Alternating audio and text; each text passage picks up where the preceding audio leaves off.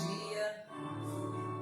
São exatamente 3 horas e 45 minutos. Daqui a pouco o relógio já está correndo para exatamente 4 horas da madrugada. E a palavra fala que aqueles que me buscam de madrugada, eles me acharão. Só um minutinho.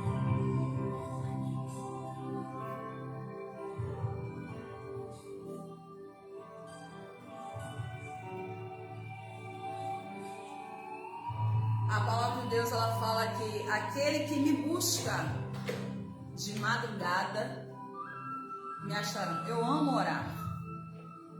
Eu já ouvi pessoas falando em pregações nos altares que ninguém gosta de orar. Eu queria entender como alguns pregadores afirmam que ninguém gosta de orar. E só oram porque tem necessidade. Sim, correto. Nós oramos porque temos necessidades da presença de Deus. Mas afirmar que todo mundo, que ninguém gosta de orar, isso praticamente é um erro de determinados pregadores. Até porque a palavra de Deus diz que nós devemos orar sem cessar, não ficar orando mais de 10 horas de uma vez, não. É para você ficar em espírito, falando com Deus, buscando ao Senhor, clamando a presença dEle. A gente sabe que nos últimos dias, a Bíblia vai dizer que a fé de muitos esfriaria. Infelizmente, nós estamos vivendo esse tempo. Isso não é de hoje. Nós sabemos que as dificuldades espirituais, o mundo espiritual, ele atua nas regiões celestiais. As regiões celestiais é o ambiente onde você professa o nome de Deus. Os ambientes espirituais é os locais que você separa, ou o lugar, o momento que você separa aquele ambiente para estar buscando a Deus, para estar falando com Deus. A presença de Deus, ela habita na vida daquele que busca. E a palavra de Deus vai dizer que aqueles que me buscam de madrugada me acharão. Tem um louvor que fala que de madrugada a fila é menor. É verdade. Porque muita gente está dormindo e pouca gente está orando com o rosto em pó.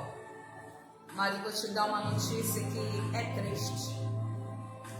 Nessa madrugada de segunda-feira, todas as vezes, exatamente 15 para meia-noite e meia-noite, os cemitérios, as portas dos cemitérios de várias cidades, dentro dos cemitérios, dentro dos lugares, dos ambientes espirituais, tanto bom como ruim, eles estão trabalhando na madrugada para destruir os cristãos, para paralisar a obra na vida dos cristãos.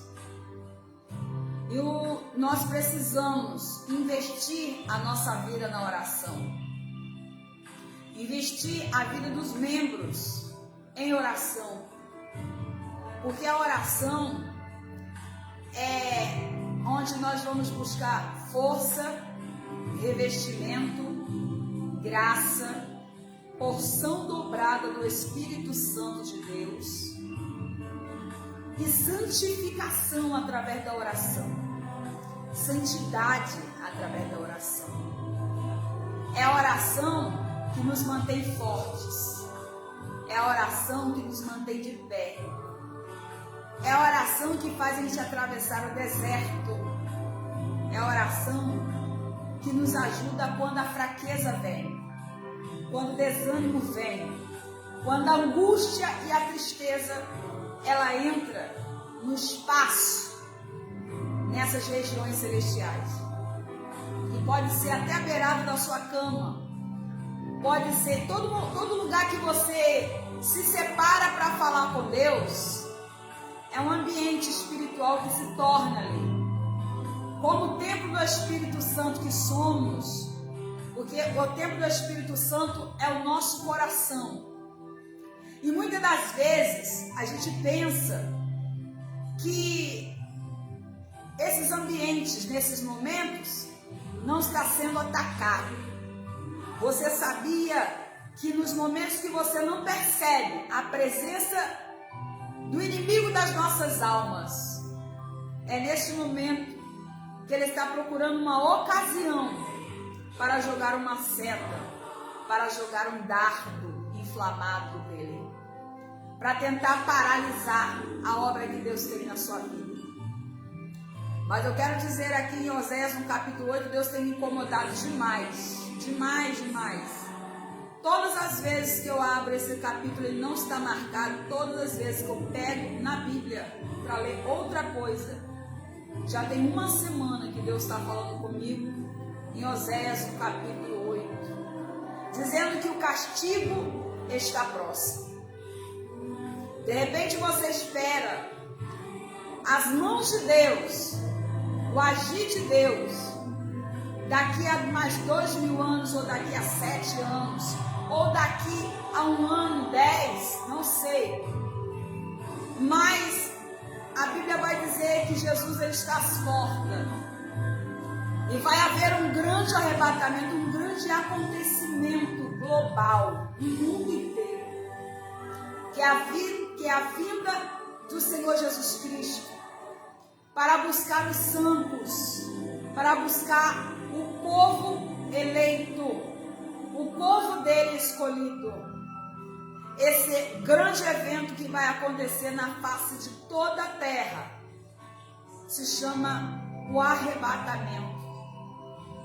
Após o arrebatamento, a gente sabe que quem ficar para trás vai passar muitas pelejas.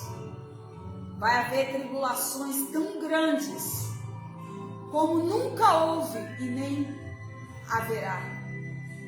Após a vinda do Senhor Jesus Cristo, ele vai arrebatar a igreja. Mas com isso a Bíblia também vai dizer que os mortos que morreram em Cristo serão levados, ressuscitados primeiro. E eles também participarão da promessa que lhe foi feita antes da sua morte. Eles vão ressuscitar para ir junto com a igreja. Então a palavra de Deus ela é clara. Ela nos avisa que é necessário despertar. Abacuque, quando falou com Deus, Abacuque teve uma grande revelação do Espírito Santo, onde ele fala que ainda que a figueira não floresça, e não haja fruto na vide, e falte ovelha nas malhadas, e que o fruto da videira minta, todavia eu me alegrarei e buscarei o Senhor. Sabe o que Sabe o que Abacuque quis dizer com isso? Vai faltar gente no rebanho, vai faltar gente do teu lado, vai haver momentos de angústias na face desta terra. A gente sabe que o que aconteceu lá no Rio Grande do Sul não é nenhuma novidade. Isso vai acontecer na minha cidade, na sua cidade, no seu país. E vai acontecer coisas assustadoras. Mas o nosso Deus, ele ainda está no controle da situação. E mesmo depois que Jesus voltasse à igreja, ele ainda estará. Porque o controle da terra e do céu embaixo da terra, do inferno, está no controle do nosso Deus. Nada foge do controle de Deus. Em Oséias, no capítulo 8, vai dizer assim: emboca a trombeta, ou seja, coloca a trombeta na sua boca. Ele vem como águia contra a casa do Senhor, porque transgrediram a minha lei, a minha aliança, e se rebelaram contra a minha lei. A mim me invocam, nosso Deus, nós, Israel, te conhecemos. Mas Israel rejeitou o bem.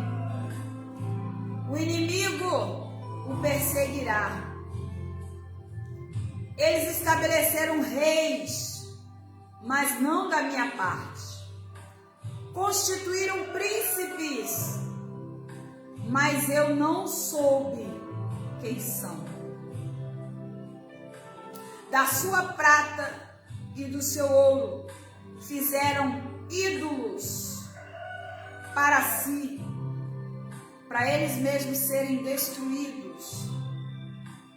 O teu bezerro, ó Samaria, é rejeitado, e a minha ira se acende contra eles.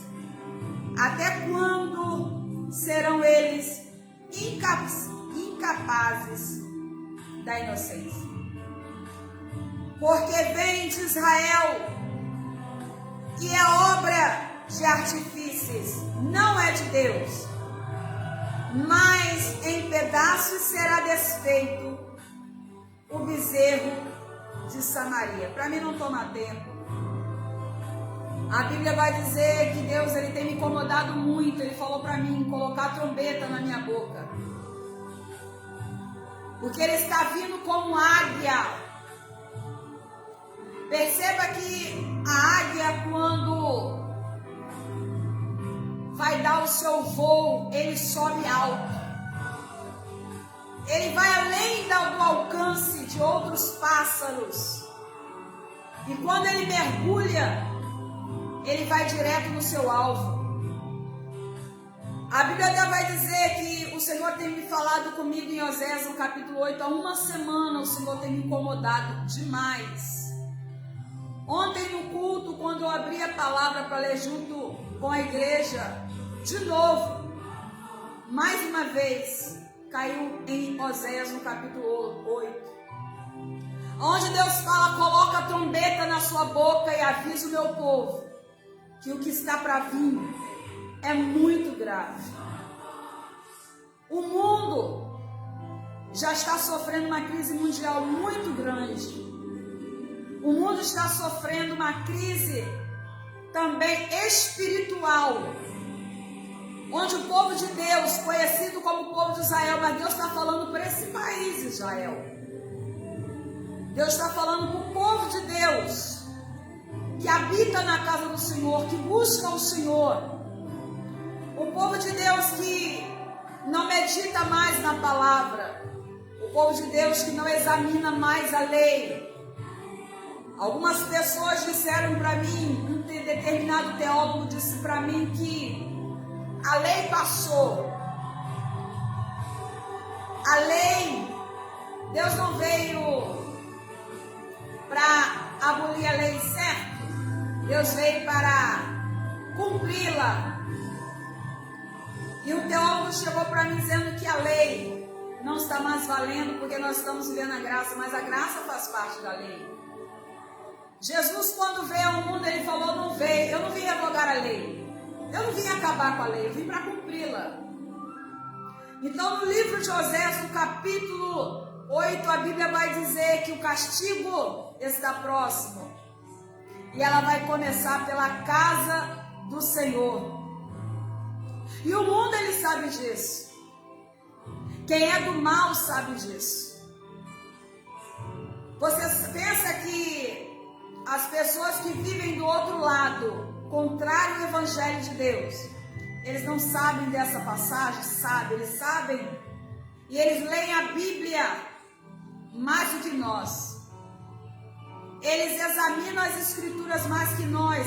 Os cientistas meditam na Bíblia, até mesmo por causa que eles acreditam que um dia vai haver o fim do mundo, mas não querem reconhecer. Eles têm estudado até a mancha que tem saído na Lua, a tal da mancha que tem transformado a Lua, que vai transformar a Lua em sangue. E os próprios cientistas já têm estudado sobre isso. E nós que estamos dentro do Evangelho estamos fazendo o quê? Estamos meditando em quê? Estamos mantendo o quê? E a Bíblia fala assim: coloca a trombeta na tua boca, porque Deus, Jesus vem, o Senhor vem como águia contra a casa do Senhor. Você está pensando que ele vai vir contra os ímpios? O juízo, segundo a Bíblia, vai começar pela casa do Senhor. Por quê? Porque as pessoas transgrediram a sua lei e estão longe da aliança que Deus prometeu para nós. A aliança que Deus está sentindo falta. O Senhor está sentindo falta de você, meu querido. O Senhor está sentindo falta do teu joelho dobrado, da sua vida no altar. O Senhor está sentindo falta daquele crente que orava e não ora mais, que buscava e não busca mais, que clamava e não clama mais, que se santificava e não se santifica mais. É o que Abacuque falou: Senhor, aviva a sua obra no meio dos anos. Desperta o seu povo. A pessoa pensa que avivamento é o que todo mundo está vendo nas igrejas. Isso faz parte do neopentecostalismo e do pentecostalismo. E dos tradicionais também, mesmo que eles não reconheçam. Mas o verdadeiro avivamento, Deus está falando: Senhor, desperta o teu povo no meio dos anos. E o Senhor está dizendo para mim que o povo transgrediu. O que a palavra significa? Transgredir. O povo que tem cometido transgressão, ele tem descumprido a lei, a ordem, os mandamentos, a palavra. O povo de Deus tem agido contra os princípios da palavra de Deus. E por causa disso, ele vai vir como águia. Por causa disso, ele vai vir depressa contra a casa de Deus. A mim me invocam. Quando as pessoas falam, Deus diz assim, nem todos o que diz Senhor, Senhor vão entrar no reino de Deus. Olha que perigo. Nem todos que dizem eu sou crente, sou evangélico, sou católico, sou cristão, vai entrar no reino de Deus. Vai ir no arrebatamento. Vai ficar assim na grande tribulação para ser salvo pelas dores. E na grande tribulação haverá uma dor de parto tão grande, mas tão grande, que as pessoas vão sentir falta do tempo da presença que não haverá mais após o arrebatamento. Porque quando a igreja for arrebatada, o Espírito Santo irá com ele. Não ficará na terra. O mundo vai viver sem o nosso Deus. Deus vai se fazer silêncio do céu, enquanto a terra vai padecer e chorar. E a palavra de Deus diz no capítulo 2 de Oséias, no capítulo 8, diz assim: a mim eles me invocam. Então ele está dizendo assim: o povo está me invocando, mas eu não estou mais ouvindo, não vou mais responder. E ele ainda diz: nosso nosso Deus. Nós, Israel, te conhecemos.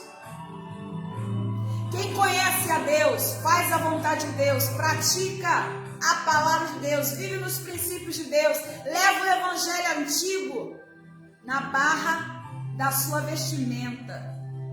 Ele tira os carrapichos, ele muda o comportamento, ele muda a maneira dele viver, a maneira dele se comportar, a maneira dele pensar. As pessoas pensam que Jesus está se agradando da maneira que estão vivendo. E a maioria dessas pessoas estão dizendo: Senhor, nós te clamamos, nós te invocamos na igreja, nós cantamos na igreja, nós te adoramos na igreja, nós oramos em casa, oramos de madrugada, subimos montes, passamos madrugadas e madrugadas na friagem, buscando a tua presença, indo para a mata fechada, descendo passeando nessa aquarela, só pode. Mas o Senhor, para Deus, isso não significa absolutamente nada se não houver princípio, se não houver santificação. A Bíblia vai dizer que o povo de Israel, Deus, ele vai vir como águia, depressa, contra... Sabe a águia quando quer dar um bote? Você percebe que a águia, ela não luta com a serpente no chão. A águia, ela não luta contra a serpente na terra, porque senão ela vai perder. Porque a serpente, ela levanta a cabeça e com o rabo ela chocalha, ela tem um chocalho. E ela, para tudo, ela se arrasta. Mas ela também tem o seu jeito de dar bote. Mas a águia, ela tem uma maneira diferente de agir. A ação da águia, ela voa bem alto. Ela avista do alto, ela olha para baixo e avista aquela serpente. E quando ela avista aquela serpente, ela marca bem o território onde a serpente está, olha para baixo, abre as suas asas e dá um voo certeiro. E quando ela dá um voo certeiro, ela pega a serpente a qual ela avistou. E ela não luta com a serpente na terra, ela luta com a serpente no alto. Porque ela sabe que a serpente na terra pode dar um bote, pode lançar o veneno sobre a sua patinha. Aí a águia, ela dá o bote sobre a serpente, agarra a serpente e leva ela para o alto. Porque a defesa da águia, ela está no alto. Sabe o que eu quero dizer com isso? A sua defesa está no alto. Não tenta lutar com a serpente na terra. Se você não tiver com aquele que está no alto, com o eterno que está no alto, você vai lutar com a serpente na terra e ela vai te lançar veneno. Ela vai te matar. E uma vez que ela te dá um bote, não tem como você escapar. Você vai tentar voar. Você vai tentar voar, olhar para o alto e vai dizer: Senhor, nós estamos te clamando, estamos te invocando. Mas aí vai ser tarde demais, porque a serpente te picou, arrancou a semente da fé, a semente da ousadia, da sabedoria, da coragem, dos frutos do Espírito Santo. Ela arrancou de você a presença. E a águia, ela luta com a serpente no alto, porque a serpente, ela não consegue voar. Ela não consegue se defender no alto. Então a Bíblia fala que nós temos que olhar para o alvo, que é Cristo. E Ele está onde? No alto. Mas voltando para a palavra de Deus, o Senhor, a águia, ela vai dar um voo certeiro contra Israel. O Senhor está preparando o castigo que vem do alto para a casa do Senhor. E o alvo desta águia, o primeiro alvo desta águia, que é Jesus Cristo, que é o Senhor, ele vai descer para afligir os que estão na terra, para provar os que estão na terra, a começar pela casa do Senhor. Olha que perigo! E tem muita gente dentro do Evangelho, meu querido, minha querida. Eu sei que tem muita gente dormindo, não está vendo esse vídeo ainda. Mas o Senhor falou comigo: emboca a sua trombeta, coloca a sua trombeta na sua boca e diga que ele vem como águia contra a casa do Senhor, primeiro contra a casa do Senhor. Porque eles desrespeitaram, descumpriram, transgrediram contra a minha aliança. Aliança significa conserto. E eles se rebelaram contra a minha lei. Eles não cumpriram a minha lei, eles transgrediram a minha lei. Eles são descumpridores, são transgressores. E ele não está falando dos transgressores do mundo primeiro, porque os transgressores do mundo também vão receber o castigo. Mas o juízo vai começar pela casa de Deus. E a palavra de Deus diz que Israel rejeitou o bem. O povo de Deus, não são todos, mas tem muita gente que rejeitou o bem, que está rejeitando os bens. O bem porque não estão vivendo os princípios da palavra de Deus. Não, estão invertendo o evangelho, vivendo um novo evangelho inventado pelas lideranças. Um novo evangelho de vaidade, vivendo do jeito da igreja que vivia como Jezabel.